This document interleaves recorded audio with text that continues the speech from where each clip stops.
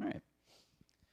All right, so there are a variety of reasons we might pick what we're eating on the plate first. We make a choice to do that, though. Maybe it's the taste. You want the good or the not so good tasting thing first. Maybe it's health. It's like, this one's supposed to be better for me if I eat it first.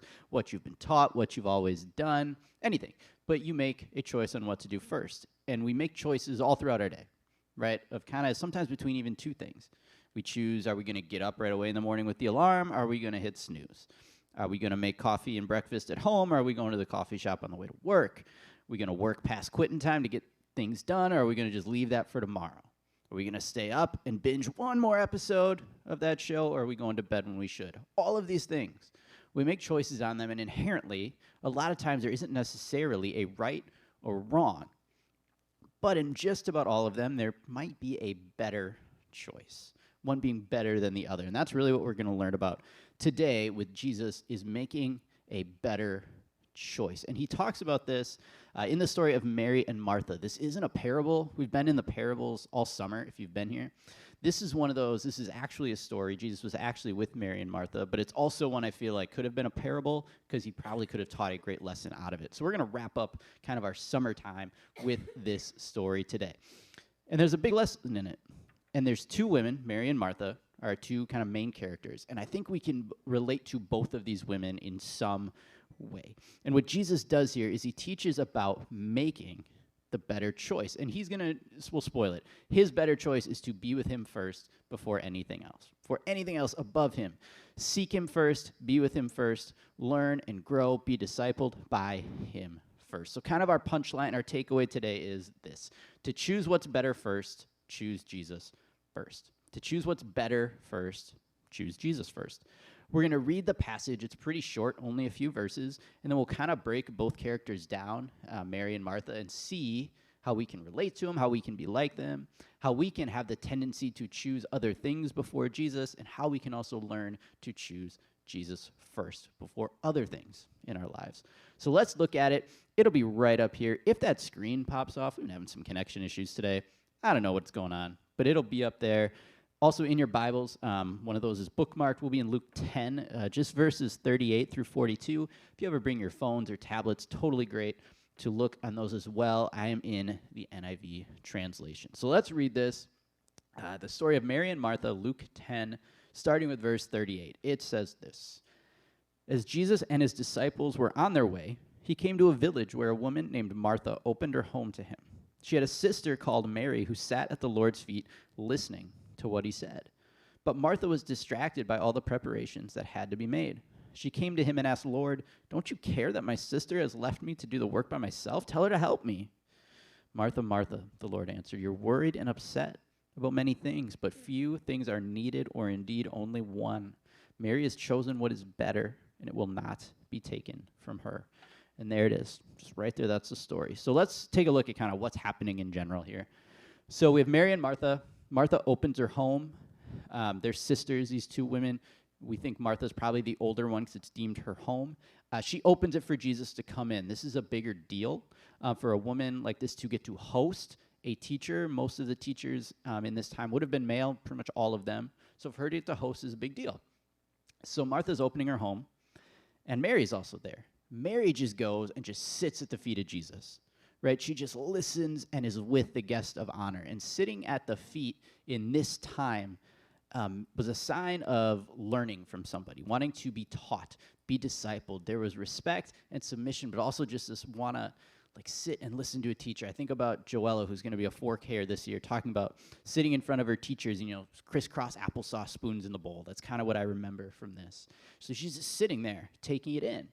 And all the while, Martha is preparing for Jesus to be there, taking care of all these preparations. We don't know what they are, but I got to imagine there's food, making sure things are ready and everybody's comfortable.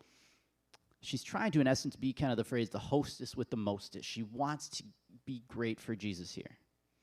And I have to imagine she's overwhelmed. She probably needs help, not handling it all, right? One person trying to take care of all this. So she goes to Jesus, the guest of honor, and asks, like, hey, don't you care that my sister Mary's just sitting there? She's doing nothing. Make her help me, right? Like she knows I can't go talk to Mary. Mary, my younger sister's not going to listen to me, right? But I'll go above the head. I'll go to the top. So Jesus, make her help me.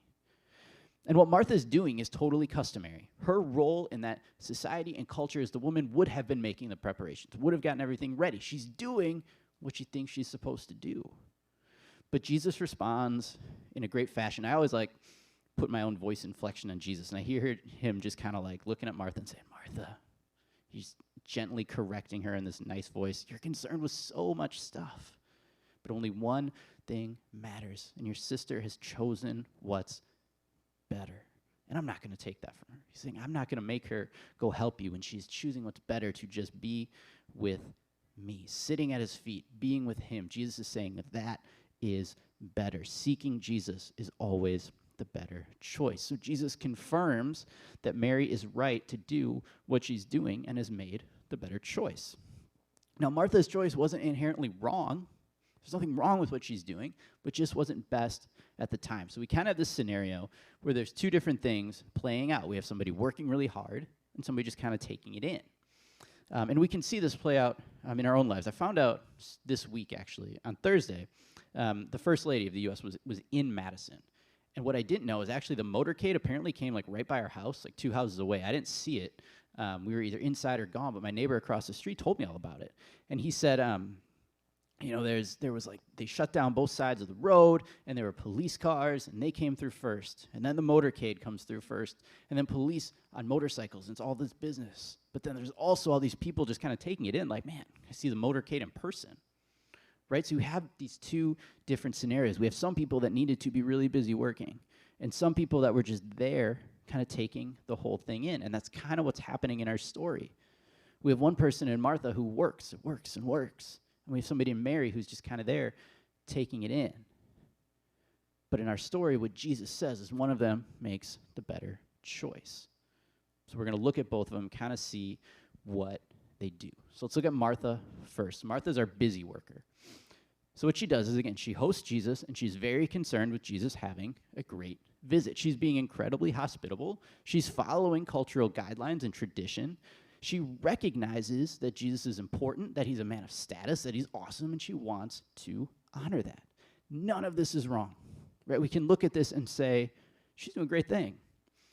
But it starts to take a turn when she references Mary. She has an opinion of what Mary should be doing. Mary should be like me, is what she's saying. Right? Mary should be here helping. And in a lot of scenarios, she might have been right. Mary should have been helping. But Jesus gently corrects her. Again, he doesn't say she's wrong. He doesn't rebuke her. He doesn't put her down. He just kind of sets her back on the right course, saying, Mary chose to seek Jesus first. Martha chose things before Jesus. Martha prepares and wants her home to be awesome for Jesus. Isn't that seeking Jesus first? Isn't that putting Jesus first? And I actually think the answer is no. Because she chose tasks, she chose expectations, she chose comparison before Jesus. It's like she's choosing this busyness and stuff before Jesus. As I was thinking about this, there was a song that came to mind. You're familiar with the song Cats in the Cradle by Harry Chapin, kind of a little bit older song. This was a song that my very first guitar teacher introduced us to. He would play a lot of songs for us, and it really, he would talk about how these songs meant something to him, and he was one that really inspired like the connection between life and music for me. So I think about him when I pick up my guitar and I play, and he actually passed away this past year. But the first one he played for us was Cats in the Cradle. And if you're unfamiliar with the song, it's all about this man that has a son. And when he's first born, he doesn't take the time to be with him. There's a line that says, there were bags to pack and bills to pay. He learned to walk while I was away. And then the boy grows up, and in another verse it says, the boy's asking the dad, can you teach me to throw? He gets a ball and a glove. And the dad says, not today, I got a lot to do. And eventually the boy's an adult, and the dad wants to spend time with him, and he realizes his son is now too busy. He realized what was happening, or what happened. His son became like him. The dad had chosen to do things and be busy before having a relationship with his son. Now, the things he chose weren't inherently wrong again. He's talking about bills to pay and working and things to do. None of that is wrong, but at the time, the better choice would have been to spend some time with his son, and this is a lot like Martha. So Jesus needed to show Martha that maybe she just didn't make the better choice, the best choice. So what we're going to look at is how we're like this, right? This is how we Martha. If you don't like the use of a noun as a verb, too bad, because I do it, and that's what we're going to do today. So this is how we Martha. I had Ryan laughing about this when I brought it up at the coffee shop because he loves to hate it. But this is how we Martha. So this is what we do. This is how we kind of act like Martha. This is how many of the things we do might not be wrong, but maybe we miss the mark a little bit. We get so busy that we forget our purpose is to live for Jesus, not work for him. Live for Jesus, not work for him. So we choose tasks before Jesus. That's the first one. Martha did all the things to get ready and have a guest. And in doing so, she actually kind of neglected her guest in Jesus. We are all very busy people, as I look around the room, knowing a lot of you. Right, we have busy things going on. I have a Google task list that repopulates every Sunday. I'm going to open my computer later, and there it's going to be. Right, I have all these different things I need to get done every week. And we're conditioned to get things done. There's a Denzel Washington quote that was also used in a movie that says, do what you have to do what you want to do. And we talk about this with our kids, right? Get this stuff done so then you can go play and do the fun stuff. There are things we have to do. So we feel obligated and required to do these things, and we choose these tasks first. The issue is we can do them before Jesus, before seeking Jesus. That's the issue, is we put them first. Like, these tasks become the priority, and Jesus becomes more like a luxury. But the thing is, don't make tasks a priority and Jesus a luxury. Make Jesus the priority, right? It's the way it should be, is Jesus should be first. So that's choosing tasks before Jesus. Then choosing expectations before Jesus. Martha did exactly what was expected of her. In her time, in her culture, in her society, she should have prepared her home. She should have gotten things ready. She wouldn't have been in with Jesus listening to him. She did exactly what she was supposed to do. But she chose that before Jesus. So think about some things. What do other people expect of you? If we're in this kind of scenario, an event type of scenario, are you the one that's expected to travel or go to someone? Are you the one that's expected to bring a certain thing? In anything, do people expect you to maybe talk a certain way or do certain things or show up at certain events? Are you expected to lead or facilitate or plan, or what is it? And the temptation can be to choose any of these things over and before Jesus, right? We don't want to let people down. We want to live up to other expectations. Nobody likes to let other people down. And this is normal. But we can fall into a routine or a desire of just meeting expectations. And when we do this, we actually neglect Jesus' expectations. We can't live up to other people's expectations first and then still expect to totally live up to Jesus' expectations. It just doesn't work. Now, this doesn't mean you'll never have to do the things you've done in the past or that you're going to fail everybody's expectations. The point is, again, the priority, choosing Jesus first. There may be times when we don't meet the expectations of others so that we can meet Jesus's, right? So we can choose tasks before Jesus. We can choose expectations before Jesus. We can also choose comparison before Jesus. That's our third one. Martha's upset at Mary. She's saying, she's not helping. Martha's doing all the work. Make her help. It's not fair. She is complaining to Jesus, right? Any of us with kids know the kids will do this, complaining about their siblings not helping with cleaning up. Adults do this. That coworker of mine doesn't work, doesn't help. I'm doing all their work, right? This is why we have crude jokes like coworkers are like Christmas lights. Half of them don't work. The other half aren't that bright, right? It's not exactly nice, but that's what we feel like. We're comparing to other people. Mary and Martha are not doing the same thing. Martha is comparing herself to Mary. Her first thought is to someone else, not to Jesus. And it's super easy to get self-righteous with this and be like, well, I'm working really hard. They're not. And then we get full of pride. I'm better than they are because I'm working harder than they are. I'm doing this. They should be too. But God doesn't compare us to other people. God's love isn't in relation to how he loves other people. It's just about us. So if God doesn't compare us to other people, why are we comparing ourselves to others? And the problem is when we start to compare a lot, we make our decisions based on these comparisons rather than seeing what Jesus wants from us. Other people become our focus rather than Jesus becoming our focus. The focus on Jesus can lessen. So Martha shows how we can easily choose a variety of things over Jesus. Our tasks, expectations of others, or the world we live in, and also comparison. It's not always intentional, but it can happen. And what Jesus wants us to do is choose what's better. And what's better is always Jesus. And that's what Mary does. So let's take a look at Mary. So Mary's at home. Jesus also comes to her home. And she doesn't rush to the kitchen to make the preparation. She doesn't go help Martha. She understands who Jesus is and just goes and is with him. Her culture and tradition would say this is an absolute no-no. Women had very little, if any, access to any sort of education, or even weren't allowed to be with the teachers in the same room. One guy I read said that, kind of the house may have been broken into different sections, and they wouldn't have commingled in the one where they were in, like Mary shouldn't have been there. So she's basically saying, nope, I'm going to cross all these expectations and boundaries and everything to be with Jesus. She chose Jesus over all of it.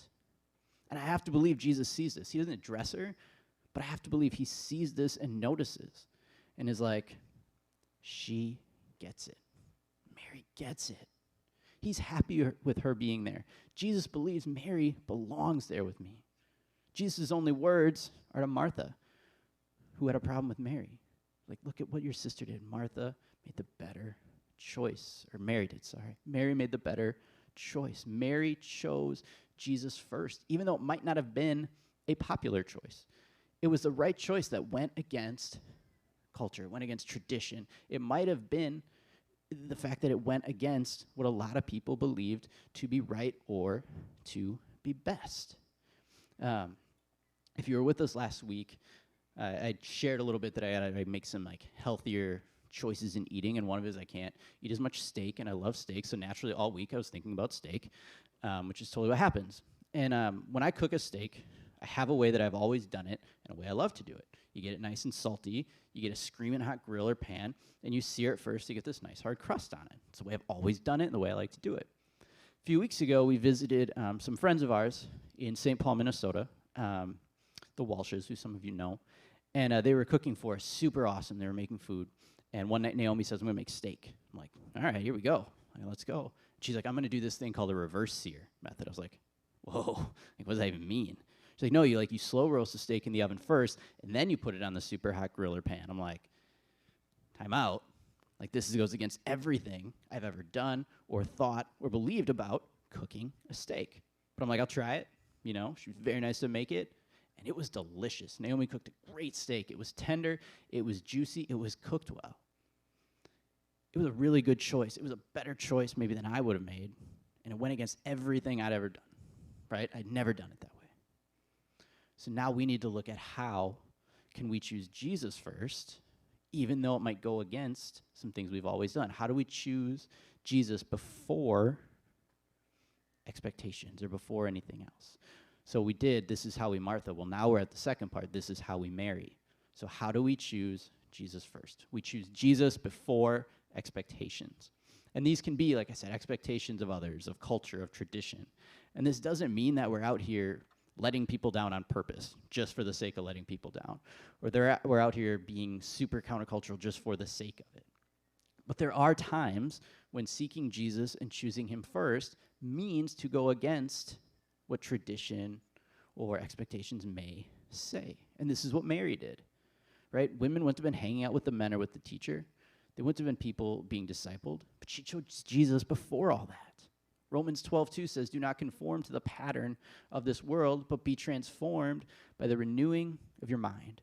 Then you'll be able to test and approve what God's will is, his good, pleasing, and perfect will. When we choose to seek Jesus first, we can better understand what his will is, what he wants from us. So think about, where is it that maybe you do need to deviate from what you've always done, right? I am an incredible creature of habit, loves routine, right? If God's like, you need to deviate from what you've done, my first thought is, no, I don't want to do it. But there are still times where he may have us do that. So what expectations is he kind of like, maybe these aren't what I have for you, but these are the expectations I do, right? So we choose Jesus before expectations. Sometimes when we do this, choosing, or a lot of times, to choose Jesus before expectations means to say no to things, to no to working on things or even helping with things. And what I would describe this is our second one for here, is to choose discipleship before doing. So choose discipleship before doing. It might mean you say no to doing something because Jesus has something else for you. Now, this isn't, the little kid, no, I don't want to do that. I don't want to. It's not that. This is this is like, I can't do that right now because Jesus needs me here. And it just helps us get closer to him, to grow in him, to learn from him. I've led worship for a long, long time in my life, and I remember I was leading every Sunday for a long time. And when I would randomly be gone, I'd be visiting my sister or something, and would go to their church, and I would be out kind of in the congregation for worship. It took on this whole different level. I connected with God in a different way and could grow because I wasn't up front. I wasn't doing. I was just letting him kind of take over and do things in me. Like so much, and I loved that time. And it was super important so much that the team I was leading, I said, I need everybody to take at least one Sunday off a month so that you could just be out there and let God do his thing in your life when you're not up front. Because growth is so important. Being discipled and learning from Jesus is important. And the more we're discipled, the better we can do things, right? Discipleship leads to doing and doing better. We're filled with Jesus. We're sensitive to his direction so we can do things in his way. Do for him, do for others, but do it best after choosing what's best, which is him, right? Doing things can be super stressful. Preparing, planning, being present for others. But when we choose Jesus first, we can bring his peace into our lives, that peace that transcends all understanding, that's there for us, will help us. So choose to be discipled with Jesus first. It doesn't mean you'll never do anything again. It doesn't mean you're just sitting there all the time. But it's discipleship and growing first. We're coming up on a super busy time of year for many people, right? It's the beginning of the school year. Whether you work in the schools or you have kids that go to school, or even it's just kind of the end of summer with Labor Day, it is a busy, busy time. There are a million things to do. I feel like this coming week, I have a million things to do. But here is what I'm going to say that I'm going to do. And that is I will choose to be discipled before doing these things. It doesn't mean they won't get done, but I'm going to choose to be discipled by Jesus first. And I will challenge you, ask you, I'll plead with you to do the same thing. Make that choice. Choose discipleship before doing. Then let's all do a little bit better together because it starts with the choice of choosing Jesus first. So we all have choices to make. Right? We all have things we'll need to do today, the rest of this week as we keep going. And we can't neglect most of them, but we can prioritize them. And the first choice, the priority, the better choice is Jesus first. So I want to encourage all of us. I know it's hard, but sometimes to feel like we're putting things on the back burner, but to really prioritize that time with Jesus first, to choose him first and know and believe that you've made the best choice. Let's pray. God, I thank you for this story and for what you taught here to Mary and Martha. And God, I know we all have tendencies to be like Martha, to be super busy, to have a lot of stuff going on. But God, I pray that all of us would still take the time in the midst of all the busyness and the craziness and the stuff to make sure we're spending time with you. Just to prioritize you, God, to be discipled and taught and just spend time with you. So I pray that as we wrap up here today, God, and we go today and tomorrow and through this week, that would be on our hearts and on our minds, God, that we would just be driven to prioritize our time with you and know that making that choice is definitely the better choice. I pray this in your name. Amen.